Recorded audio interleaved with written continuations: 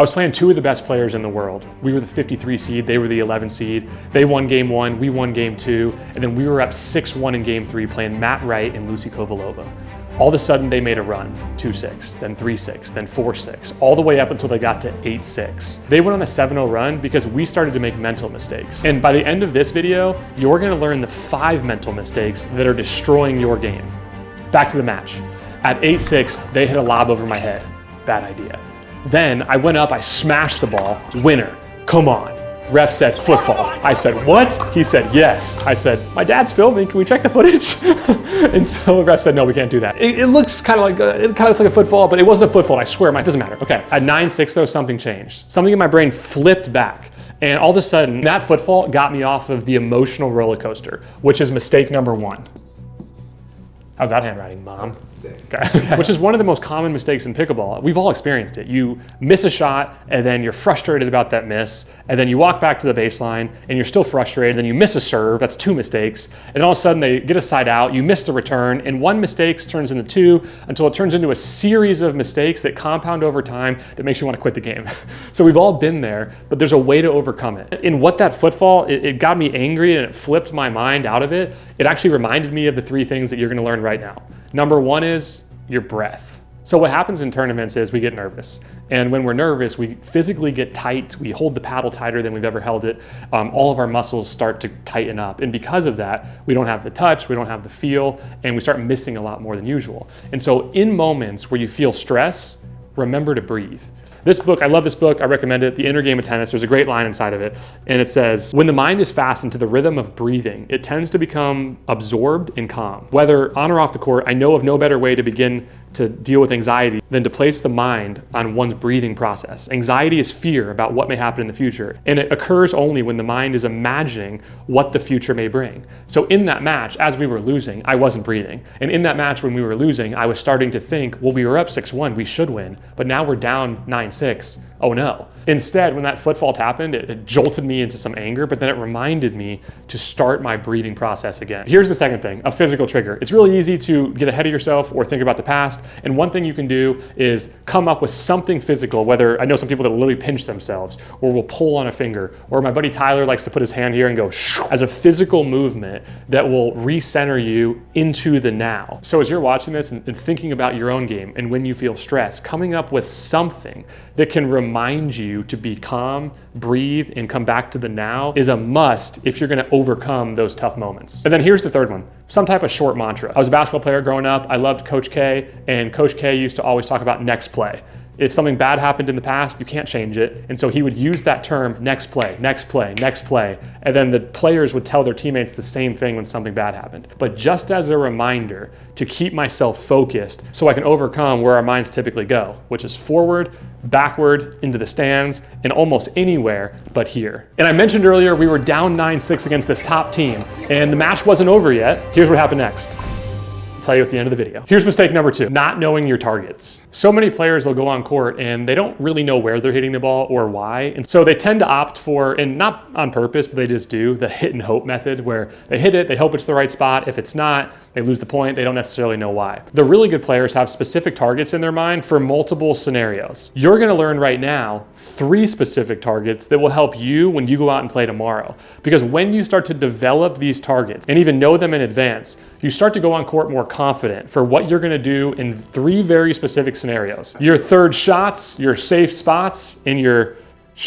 attack spots. I forgot what I was gonna say. I got my guy off camera there. So the first one we're talking about is your third shot. And you wanna know what your targets are when you're on your third shot. So as a reminder, right, this person's gonna serve the ball, this person's gonna return the ball, and then this one right here is your third shot.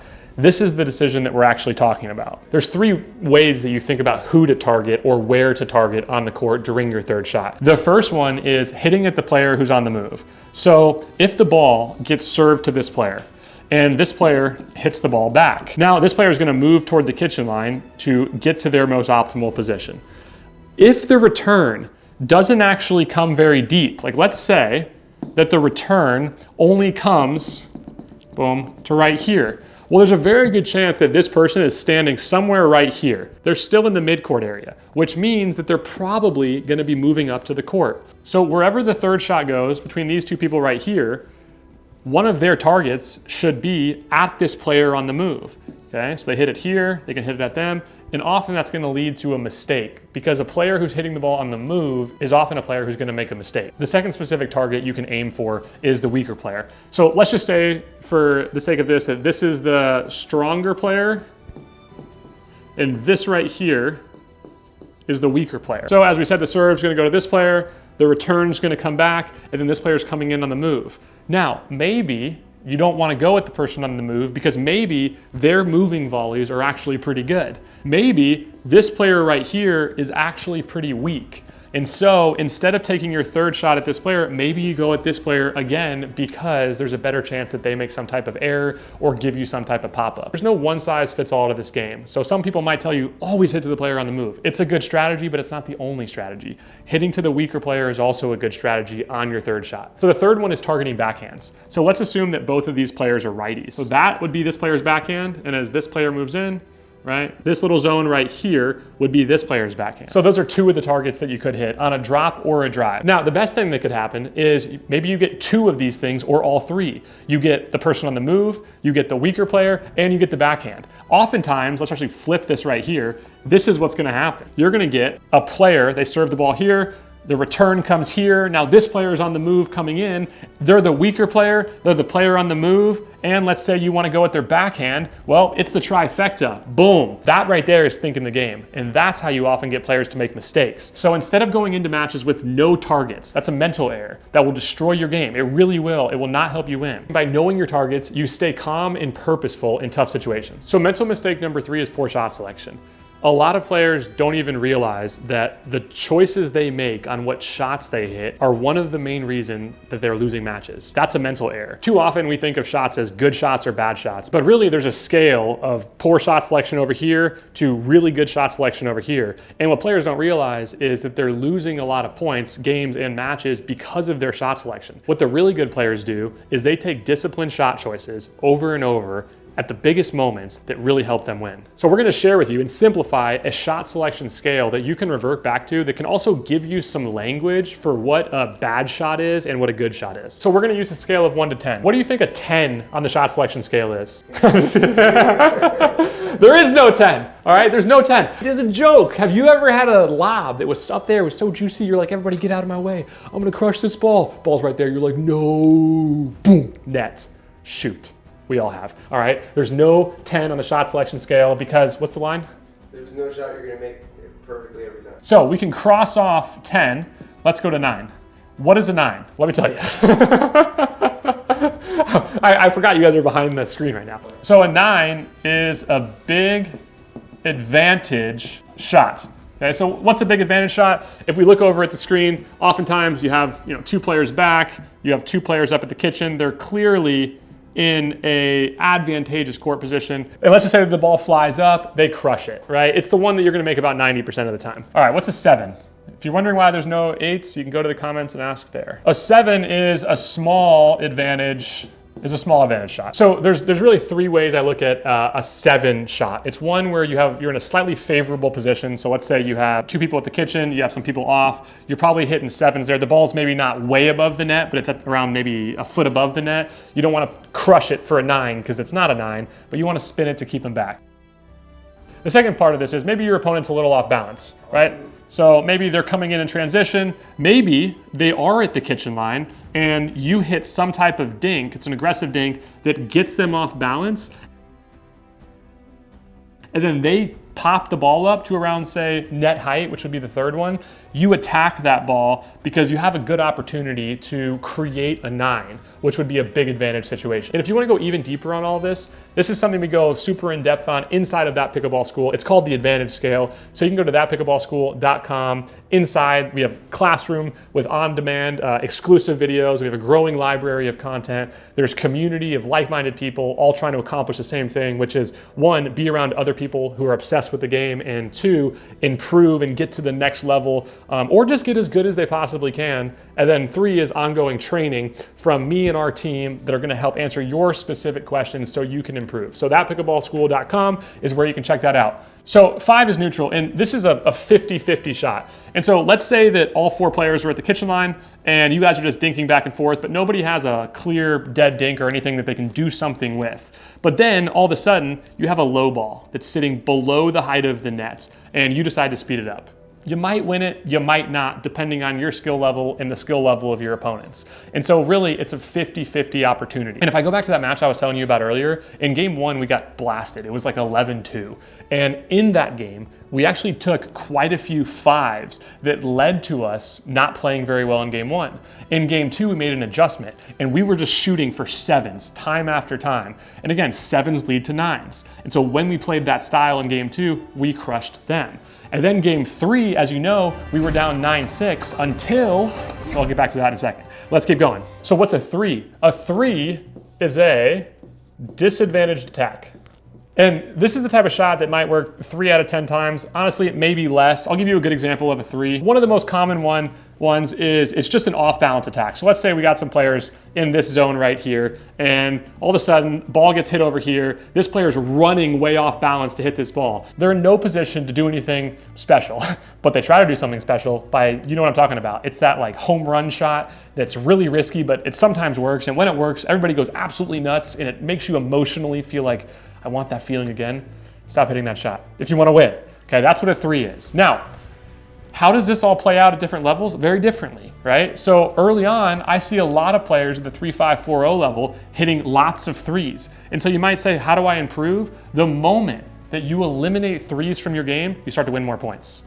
As you move up levels, you actually end up playing more 5s in general, because the players you're playing against start to neutralize your shots. You hit a great 7, well, they bring it back, and now we're back into a 5 scenario. Or maybe you even get to a 9 and you have a big put away, that 90% ball. You try to put that ball away, all of a sudden they did something crazy, they dropped it back into the kitchen, and they both got back up to a neutral position. So earlier in your pickleball journey, you're actually gonna get a lot of 9s right off the bat. You just hang around for 2 or 3 shots, they're gonna pop the ball up, it's gonna be a 9.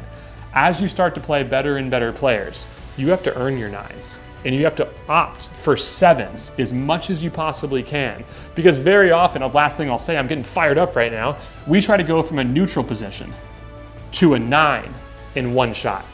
And that right there is one of the biggest mental mistakes that can destroy your game. Here's the next one, not using timeouts strategically. You're in the middle of the match, you're on autopilot, things are moving fast, and point after point's going by and you have no clue what's going on. You turn to your partner, you kind of look at each other like, I don't know what to change. And before you know it, the entire match is already over. And then you tap paddles, you grab your bag, you're sitting over there talking with your partner, and you're like, what happened? I have no clue. This mental mistake of not using your timeout strategically is one that if you flip right away can help you win more matches. So how do you do it? You use them strategically. And so here's what you should do. In those moments at the beginning of matches, if it goes, you get down 3-0, or you're sitting at 2-2 for multiple side outs, use a timeout. Because what it does is it allows you to stop, think, and assess. And then once you do those 3 things, you can start to think a little bit more coherently and actually make what everybody always says to make, which is adjustments. In-game adjustments is one of the hardest things you can make.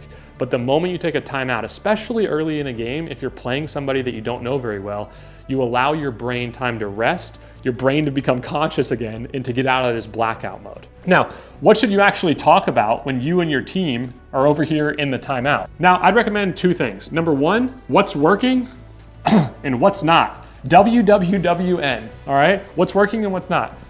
And that's a really hard thing to come up with in the middle of a match because points are going every 10 seconds. And for you to have a conversation like, hey, what's working and what's not? Well, before you come up with an answer, the ref is gonna call the score, you're gonna have 10 seconds, and then you're not even gonna be able to communicate any type of adjustment. And a final thing is like, if you notice something's working, make sure you leave the timeout very aligned with your partner to keep doing one thing that is working.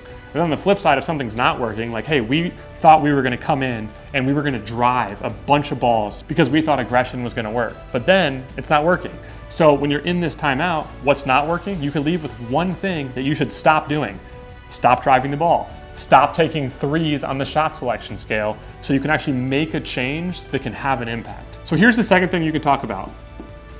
Encouragement. It's not groundbreaking, But just saying one or two positive things to your partner, hey, you've been crushing it out there. Hey, keep dinking to that player. They can't hang with you. Those type of things will just lift up your partner. And you got to remember, everyone's stressed out at tournaments. So the moment you go over poor body language, you're angry in a timeout, your partner feels it, they play off it, and then they don't play better because of how you are acting. So encouragement can really flip the script of a match or even flip the script of how your partner is playing. And one final thing, the moment you start to encourage your partner, you actually take your thoughts off yourself. And when we play bad, what are we typically doing? We're thinking internally, or we're thinking about the past, right? Or we're thinking about the future. We're not staying in the now. And so telling your partner one specific thing, what's working, what's not, hey, you're doing this well, brings you right back to the now and takes you off of number one, which is the emotional roller coaster. Here's the next one, late game hero mode. I'm just gonna write down hero mode right here. And by the way, if you think you're really smart in pickleball and you're like, hey, I think I know so much, and you want to take the pickleball IQ test and just see how much you know, you can go to the link in the description, take the test. Nobody gets 10 out of 10. I dare you to try. You know what this is. This is at the end of the game, all right? You get over here and you're at like 10-7, okay? And you guys are both right here. You're feeling good. You're like, we're about to close this thing out. So the point starts, and all of a sudden, you get the ball, boom, ball comes here, and this person right here decides that they're gonna take some type of crazy game-winning fadeaway shot that's gonna work, and they're gonna go off the court and everyone's gonna pick them up and start cheering. But you know what typically happens? And come closer. You miss that shot. And you know what happens after that? They get the side out. And then they score 3 points, it's 10-10. And they score 2 more points, it's 12-10. And all of a sudden, you just had a great opportunity to win the match. But because you didn't have discipline in that moment and you wanted to take the high risk shot that you haven't hit one time in the entire match, you lose. So when you're in those moments, number one, you still gotta play to win, right? But you have to remember, they're nervous on the other side. So if you go for a third shot drive and they block it back, you don't need to hit some crazy fifth shot drive. Just get to the kitchen, dink a few balls, they're most likely just gonna give you the match. Because what I've experienced in my own matches is I often just give them the side out. They don't actually win those points. But the moment you get more disciplined, which is exactly what happened at the end of that match with Matt Wright and Lucy Kovalova. Let me take you back there real quick. At 9-6, remember, that foot fault got me angry and it locked me back in to the 3 things that I was doing, my breath, my physical movement, and my mantra. Next play, right now. All of a sudden, they actually scored the very next point and they got up 10-6. And then on 10-6, I decided, my partner Krista hits a return, I was gonna go for a Burt. So I jumped across the kitchen line, I hit the ball cross court, Lucy hit it with her backhand, she sent it just wide, side out. Then we got the ball back. And we were just disciplined and locked in, and we came back 7-10.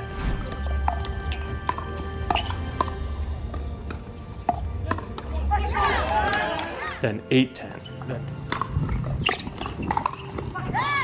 Then 9-10.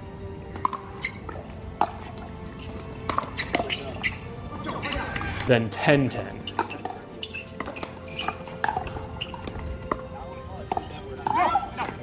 Until finally, after a few more back and forths, we got to match point at 12-11. We got to the kitchen, Chris is dinking cross court with Lucy. All of a sudden, after 2 or 3 dinks, Lucy decides to speed up a backhand right at my chest. Bad decision. I crushed the counter right back in front of me.